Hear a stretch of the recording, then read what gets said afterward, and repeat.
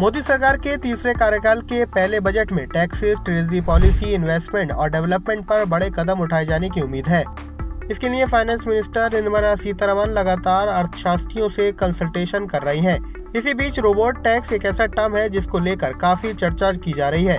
कयास लगाए जा रहे हैं कि सरकार इस बजट में रोबोट टैक्स को लागू कर सकती है।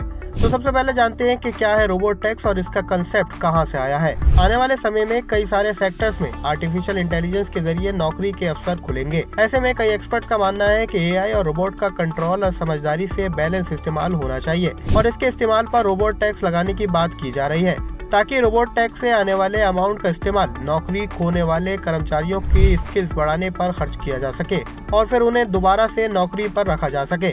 इससे पहले रोबोट टैक्स की सिफारिश इंटरनेशनल मॉनेटरी फंड यानी IMF के पेपर में सामने आई थी, जिसमें ये बताया गया था कि एआई ओवरऑल रोजगार और मजदूरी को बढ़ा देगा, लेकिन लंबे समय में कई नौकरियां जा सकती हैं, जिसके कारण ये बदलाव कई वर्कर्स के लिए दर्दनाक होगा।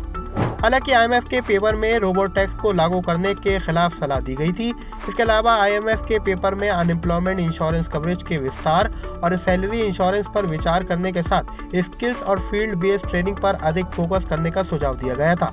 वहीं आपको बता दें कि साउथ कोरिया ऐसा पहला देश है जहां रोबोट टैक्स को लागू किया गया है। वहीं अगर भारत की बात करें तो आगामी बजट में AI से रिलेटेड ये कदम उठाए जाने की काफी कम उम्मीदें हैं। बजट से लेकर किन सेक्टर में आप सबसे ज्यादा उम्मीद लगाए बैठे हमें कमेंट सेक्शन में जरूर बताएं और ऐसी इन्फॉर्मेटिव वीडियोस के लिए पैसा लाइव को लाइक और सब्सक्राइब करें।